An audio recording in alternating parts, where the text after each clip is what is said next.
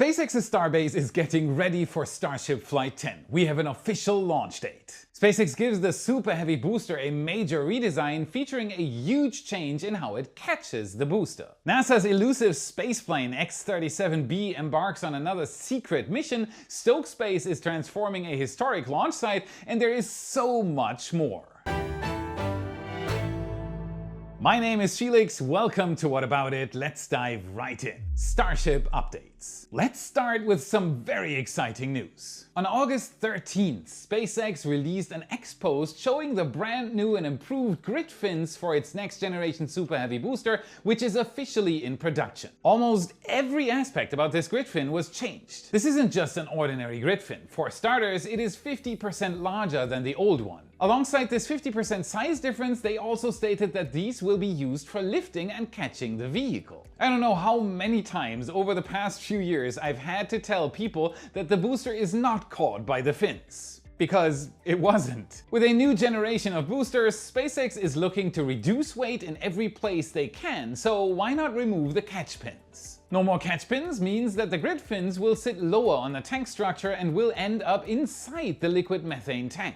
No need to cool them during hot staging, right? Right, but that's not the only change. As we reported a while ago, the Block 3 boosters will have 3 fins instead of 4. They'll be in an asymmetric alignment as well. The reason for that is relatively simple. SpaceX has presented us with brand new renders of the Block 3 ship and the booster, which appear to be very close to what they are building. As you can see, one side of the new booster doesn't have fins. That's because these Block 3 boosters will have a much higher downrange capability, meaning they'll glide better after separation and on their way back to a catch attempt. Even though it is a cigar, SpaceX can fly a much shallower angle of attack on them. This means that one grid fin, the one that's on top during the glide, would have little to no control authority. It's in the slipstream. So SpaceX decided to remove one fin. That's a good thing. Since the new grid fins are 50% larger, taking one off will likely mean that there is very little to no extra weight, even though the new fins are much larger.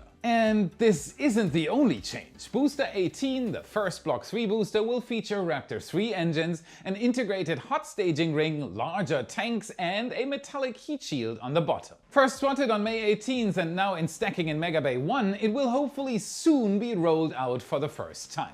I cannot wait for Block 3 Starships to take flight. It's the most significant generational change in its development history. Speaking of the new generation hardware, Ship 39's nose cone was seen being lifted inside the Star Factory. Where Booster 18 is the first Block 3 booster, Ship 39 is the first next-gen ship. Now, besides it looking really good and far along, look at what's on the side of it. That is a Block 3 ship catch pin and the first ever seen. This is very different from the current lift pins that have never been used for a catch. These new catch pins appear to be around 1 meter higher on the ship and have an entirely different design. Not just a piece of metal sticking out, but rather an entire assembly of parts. With limited views, we have to wait until a rollout to get a better idea of what they are really doing. An excellent first look though, thank you Starship Gazer. While vehicle production may be slow now, it will not be in the future. The Gigabay has seen some work. With the main set of pilings being completed, more foundation work may now begin.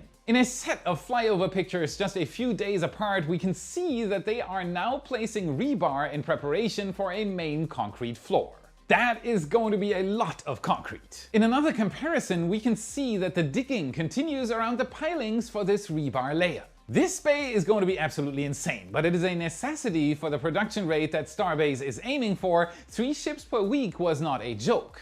Now let's talk Flight 10. Following a successful 6-engine spin prime, Ship 37 was destacked from the OLM and SpaceX wasted 0 time to start demodding the orbital launch mount. It's like there is a flight suit. Talk about wasting no time. Continuing the trend of not wasting any time, SpaceX lifted all 20 of the booster hold-down clamps back into the OLM. So does this mean the OLM can take a booster now? Nope. Not yet. While these are the hold downs themselves, SpaceX has to shim all 20 of the clamps to a very precise position. This takes a lot of time and is a step that cannot be skipped. Alignment needs to be absolutely precise. Alongside these getting replaced, the ship's quick disconnect structure was removed, which is a major step in the process, and the booster quick disconnect hood cannot function properly with it attached. SpaceX Flight 10 is just around the corner. On the 15th, SpaceX updated its website to include Flight 10, just minutes after we released our last episode. With these website updates, they tend to include some new and very interesting information. Let's learn everything there is to know about Flight 10. SpaceX is now targeting Sunday, August 24th, with a window opening at 6:30 p.m. Central Time. Yes! As expected, this flight will not include a booster catch. The reason is pretty simple. SpaceX has validated Block 2 end-to-end. They launched it, caught it, and reflew it. Any more catch attempts would pose a potential risk, but reward SpaceX with little more knowledge. It's the biggest hint that Block 2 boosters are nearing the end of their life. That doesn't mean that Flight 10 won't be interesting. SpaceX is attempting many more in-flight experiments aboard Starship and Super Heavy to gather real-world performance data. Well, that sounds fancy, but what does it mean? Following stage separation, Booster 16 will flip in a controlled direction, requiring far less fuel. No doubt a preparation for Block 3 boosters, which will need to do a controlled flip. There is no grid fin on one side. But the fun comes during the landing burn. During Booster 16's landing burn, one of the Center 3 engines will be shut down on purpose. An engine from the Ring of 10 will be ignited as a forced backup. Later in the landing, the booster will transition to 2 engines and will hover above the Gulf just prior to splashdown. That is the same we saw on Flight 9, so SpaceX still wants more data about emergency situations. How does a booster avoid a potential catastrophe? Is it quick enough to save the landing? Moving on to the ship. Ship 36, or Ship 37, will also be conducting some very important in-flight testing. During flight, the ship will attempt to deploy 8 Starlink simulators on the same suborbital trajectory, alongside an in-space relight of a single Raptor engine. What could possibly go wrong, right? As if the testing couldn't get any better, SpaceX is also testing multiple heat shield tiles. And places with no tiles. It'll be naked in some places. Multiple tiles will be removed, testing metallic tiles and even active cooling. I really hope the team gets data this time. To end all of this testing, Ship 37's aft flaps will be extreme stress tested during re-entry. This flight is conducting a lot of testing. If the ship makes it this time, we'll get a lot of firsts. Before we continue, here is something you can do to help ensure that we can keep reporting these things. Hit the subscribe button to stay informed, like this video if it brought you value, and become a wise supporter for extra content. Secure your access to up to 7 picture galleries per week, satellite, helicopter and ground photos, and 3D animations, chat with me and gain more insights on the topic you love. Finally, I'd like to give a shout out to Raptor Roost, our partner at Starbase. Flight 10 is close, and Raptor Roost is the best place out there to watch the launch. A great community, all the party fun you'd need, and a view you can't beat. Raptor Roost is on the edge of the exclusion zone and much closer than South Padre Island, for example. Go to raptor-roost.com to get your tickets now. As always, they are selling fast. We are not done with Starship yet. As if the day could not get better, SpaceX released a report for Flight 9 and Ship 36. On May 27th, Flight 9 lifted off from Starbase, Texas. After a clean ascent, the booster separated and flew at a higher angle of attack, peaking at a mind-boggling 17 degrees. Wow! Shortly after the landing burn, an energetic event occurred near the aft, with the most probable cause for failure being the transfer tube between the tanks. It's often the transfer tubes, they get squished easily. But this was expected in response to higher angles. Higher angles mean higher forces. Liquid methane and liquid oxygen are supposed to mix in the engines, not the tanks. SpaceX tortured this booster deliberately. Now for the ship.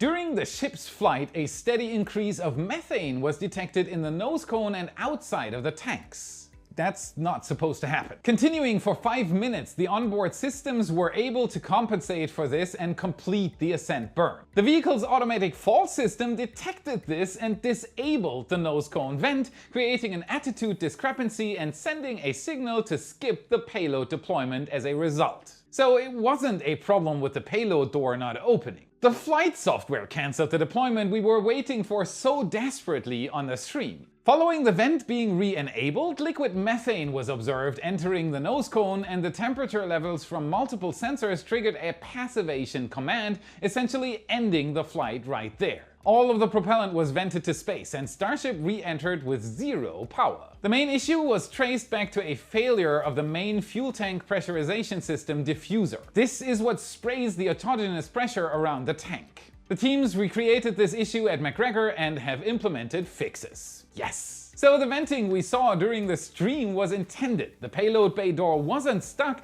and the ship technically did everything it could to counter the failure. Fixes for Ship 37 are in place. Let's do this one more time now for the reason why I am saying Ship 37. You probably remember the Ship 36 incident during testing at Massey's. Media reactions varied widely depending on where you look. Some call it a minor mishap with no hazards, while others labeled it a catastrophe harming biodiversity. For example, one outlet headlined, "Another Musk space rocket blow up," claiming Musk fails upward. Meanwhile, another said, "SpaceX Starship explodes in Texas, Musk responds just a scratch." Go to ground.news/y for the full story. Especially when it comes to Elon Musk and SpaceX, I can't think of a better platform to help me make sense of it all than Ground News. My partners built the only app and website that shows how the world's media covers the same event for a more comprehensive understanding of any issue. Ground News was actually founded by a former NASA engineer.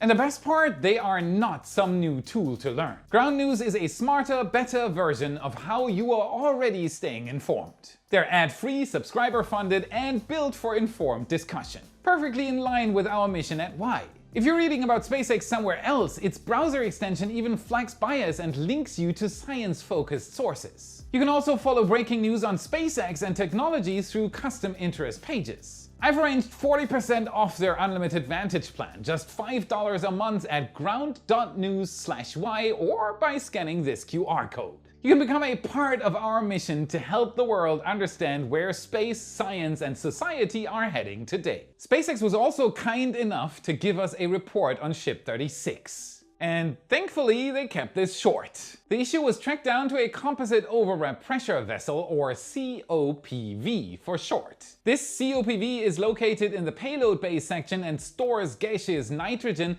for an environmental control system. We reported on this after the explosion. To mitigate this issue in the future, the COPVs will operate at reduced pressure levels and will receive additional pre-flight inspections and proof testing. So hopefully no more failing COPVs.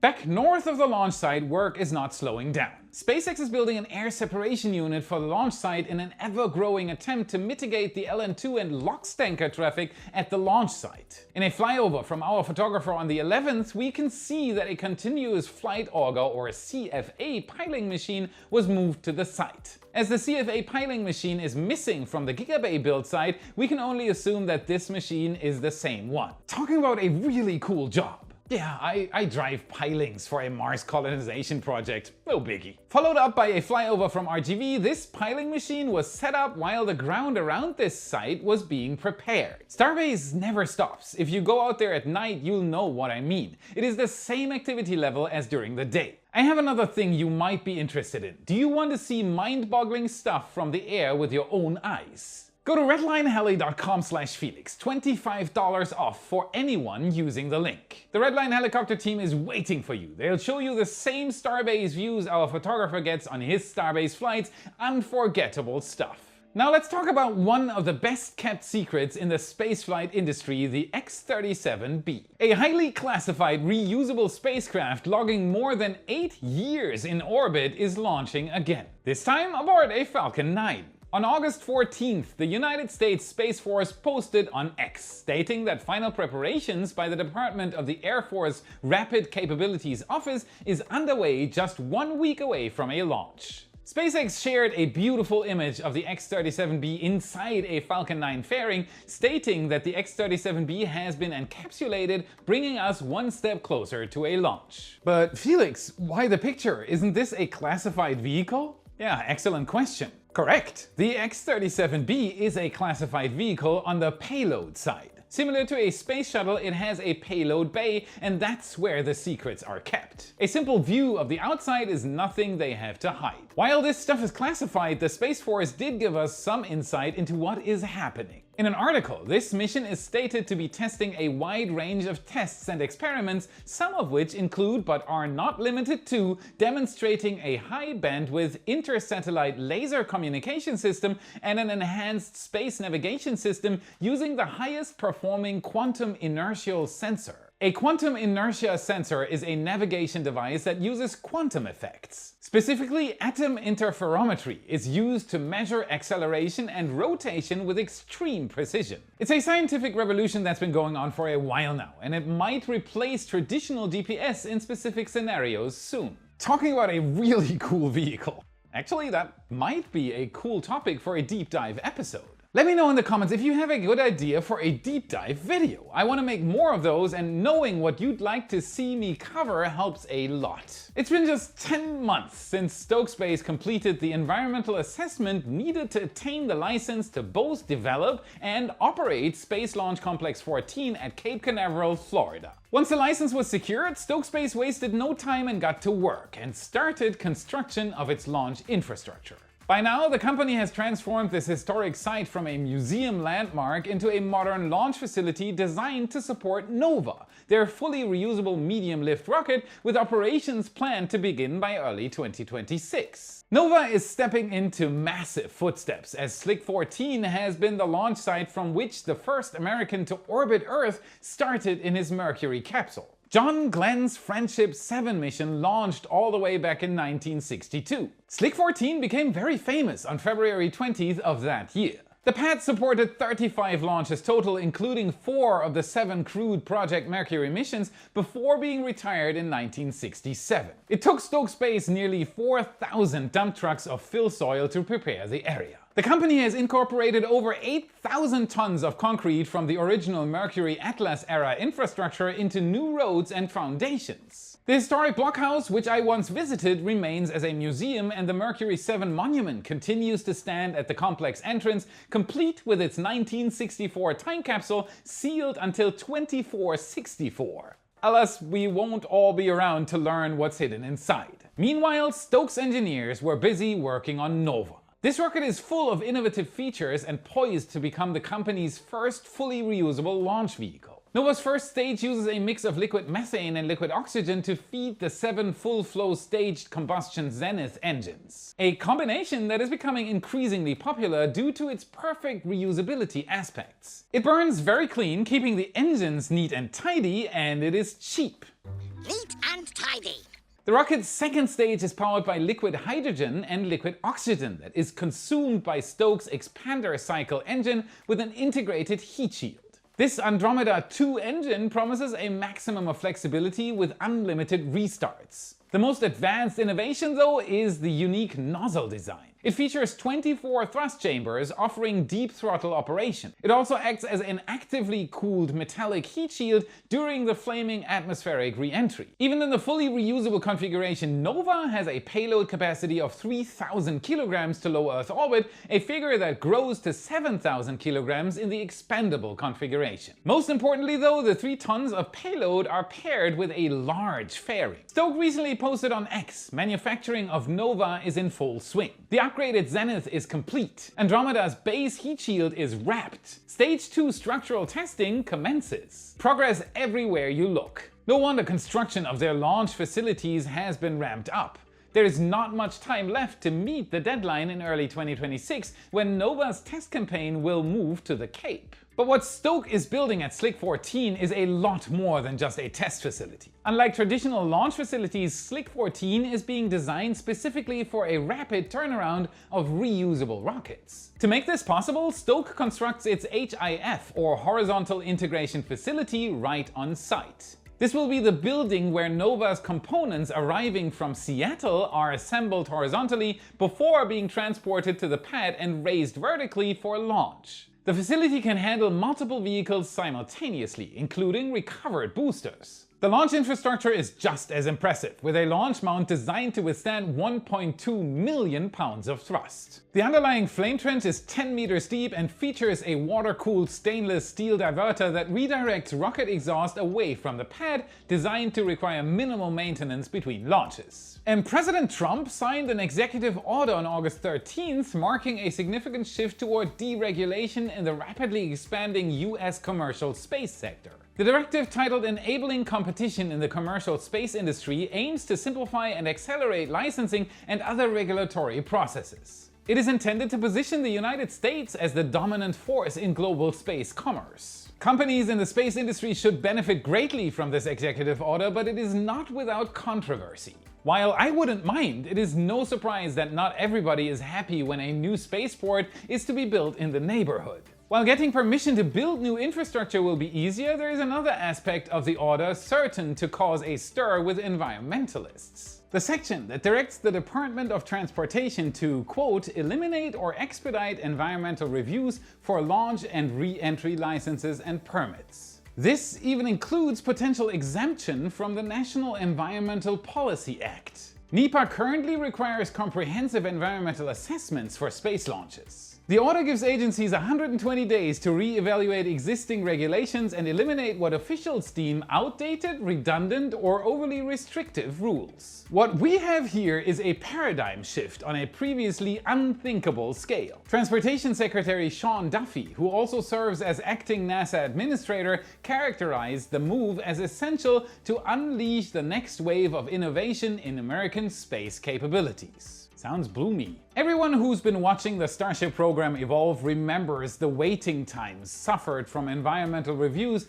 taking up months. Eliminating these wait times, along with a generally swifter licensing mechanism, will very likely streamline the ongoing campaign of testing cutting-edge technology and give Starship a fighting chance to reach its Artemis goals. That's it for today. Smash that like button, subscribe for more. This is what fuels the algorithm, and this is how you can help us for free.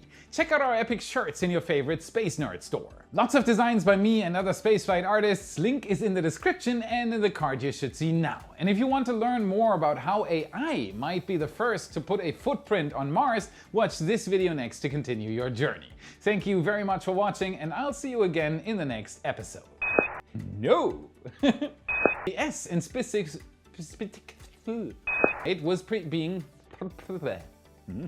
shortly after the landing burn. Yay!